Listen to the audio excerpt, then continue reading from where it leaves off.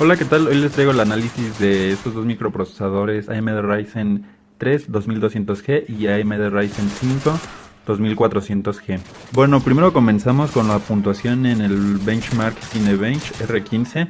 Este benchmark lo que nos mide es la potencia para renderizar. ¿Por qué es un benchmark tan usado? Bueno, la razón es que si un microprocesador obtiene mayor puntuación en ese benchmark, tanto en mononúcleo como en multinúcleo, entonces será un microprocesador mejor para renderizado y también mejor para videojuegos. Ahora, si un microprocesador obtiene una menor puntuación en mononúcleo pero mayor en multinúcleo, pues dependerá del juego, porque hay algunos juegos que aprovechan muy bien los múltiples núcleos de los microprocesadores. Por ejemplo, Battlefield 1 es un videojuego que aprovecha bastante bien los núcleos, mientras que otros videojuegos no aprovechan tanto, y entonces ahí ya dependerá de cada videojuego cuál de las opciones es mejor. Bueno, las puntuaciones van a estar organizadas de la siguiente forma: de izquierda a derecha van a estar las gráficas siempre. Primero el microprocesador Ryzen 5 2400G, después el Intel Core i5, o bueno, como decimos en español, Core i5 8400, este es un i5 de octava generación. Después el microprocesador Ryzen 5 1400, este es un Ryzen de primera generación. Enseguida un Ryzen 3 2200G, después un i3 8100 y al final un Ryzen 3 1200. En este orden, las puntuaciones que se obtienen en mononúcleo son 151 puntos para el Ryzen 5, 168 para el i5, 149 para el Ryzen 5 1400, 142 para el Ryzen 3 2200G, 153 para el i3 8100 y 133 para el Ryzen 3 1200. ¿Por qué pongo estos microprocesadores? Bueno, porque es la gama en la que compiten. El Ryzen 5 2400G estaría en la misma gama que el i5 8400, y además el Ryzen 5 2400G reemplaza al Ryzen 5 1400. Después el Ryzen 3 está en la misma gama que el i3 y reemplaza al Ryzen 3 1200. Aunque bueno, como veremos más adelante en los benchmarks, el Ryzen 3 2200G es superior al Ryzen 3200 en todas y cada una de las pruebas, de modo que en realidad está mucho más cercano al Ryzen 3 1300X que al Ryzen 3 1200. Lo que podemos observar en esta primera prueba es que el i5 8400 gana la prueba con aproximadamente un 10% sobre el Ryzen 5, pero todos los microprocesadores están bastante parejos, excepto el Ryzen 3 1200, que está un poco inferior más o menos en un 17%. Si pasamos ahora a la prueba multinúcleo, bueno, multihilo mejor dicho, del benchmark Cinebench R15, vemos como el Ryzen 5 2400G está muy parejo de nuevo con el i5 8400, pero de nuevo por debajo, y está intermedio entre el Ryzen 5 1400 y el i5 8400. Y si pasamos a un peldaño más abajo, vemos como el Ryzen 3 2200G está básicamente empatado con el i3 8100 y por debajo se encuentra el Ryzen 3 1200. Ninguna sorpresa aquí. Solamente para comentar que el i5 tiene 6 núcleos físicos, mientras que todos los demás microprocesadores tienen 4 núcleos físicos.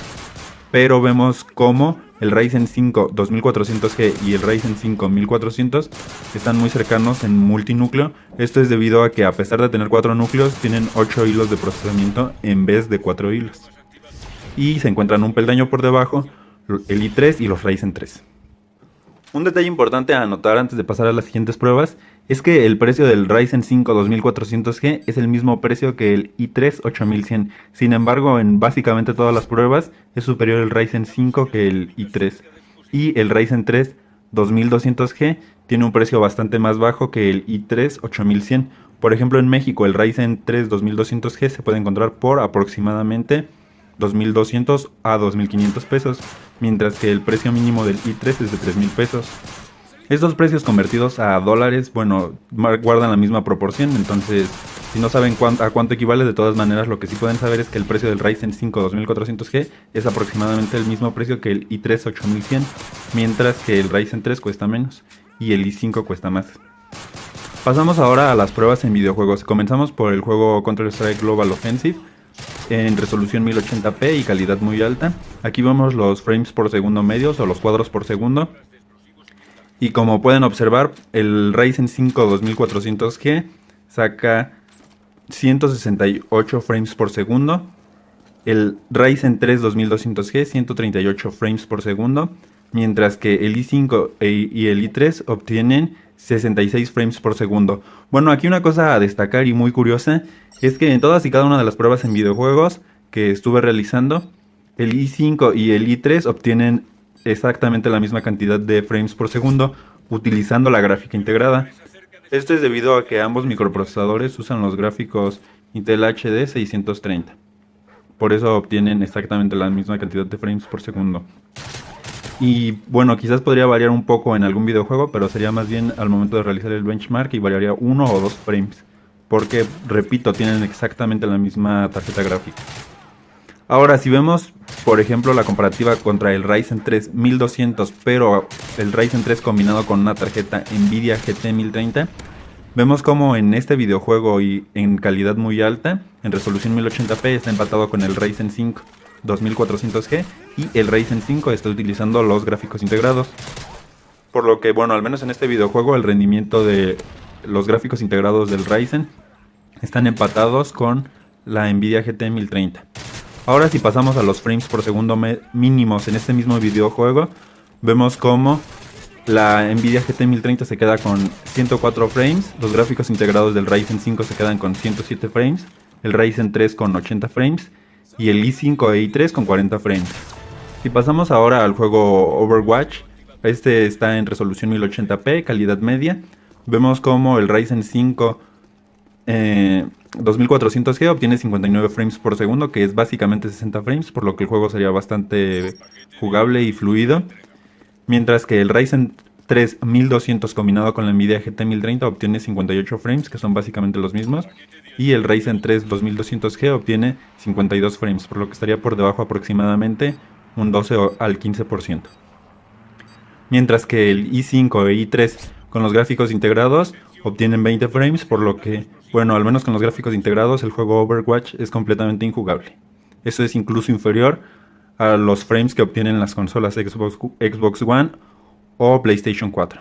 Si pasamos a los frames por segundo mínimos, bueno, en este juego casi no hubo variación. Como pueden ver, el Ryzen 5 2400G obtuvo 54 frames mínimos, mientras que el Ryzen 3 1200 combinado con la Nvidia GT 1030 obtuvo 52, por lo que, bueno, sigue siendo bastante jugable. El Ryzen 3 2200G obtuvo 47 frames y el i5 e i3 una mínima de 16 frames, que, bueno, repito, es completamente injugable. Algo por debajo de 30 frames ya es pues bastante pausado, y luego 16 frames y es casi la mitad de 30 frames, por lo que se vería completamente pausado el juego.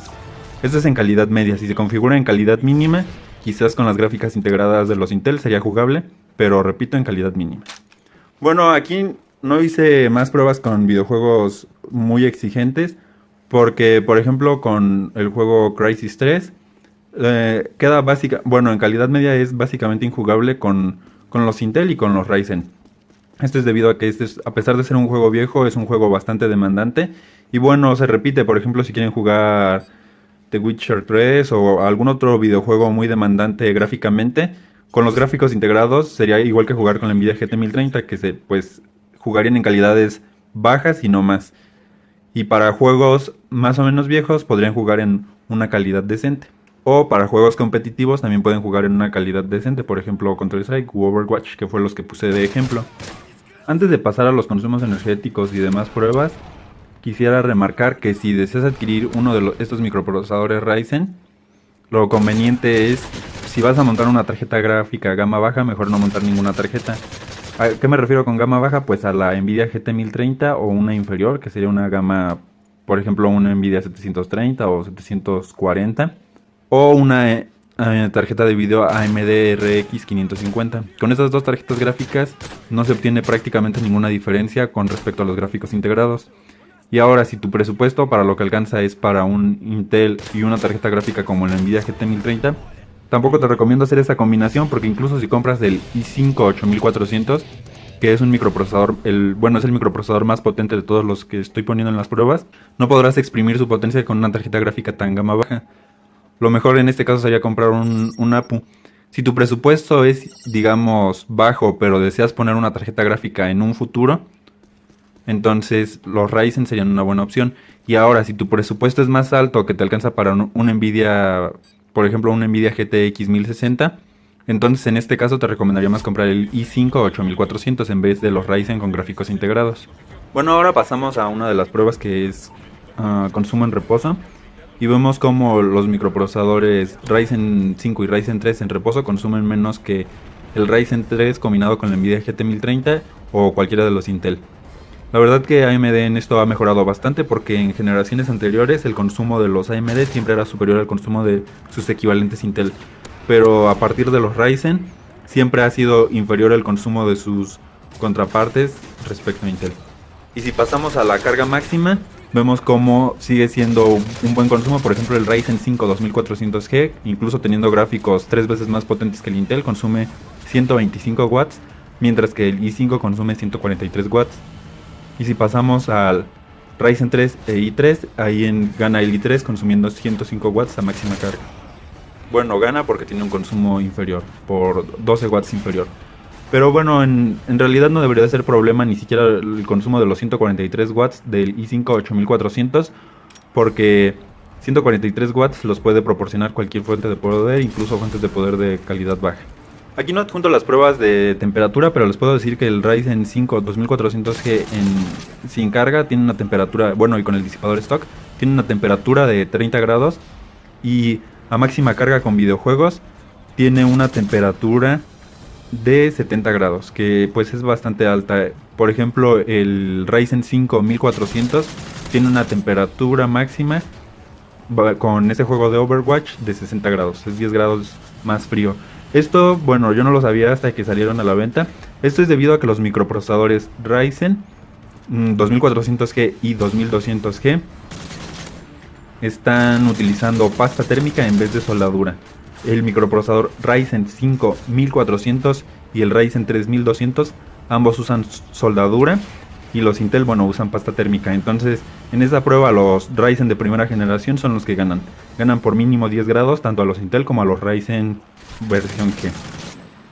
En esto AMD aclaró que las versiones, bueno, el Ryzen 2400 pero sin la letra G, 2600, etcétera, los demás modelos que van a salir de la familia Ryzen de segunda generación, todos estos van a estar soldados.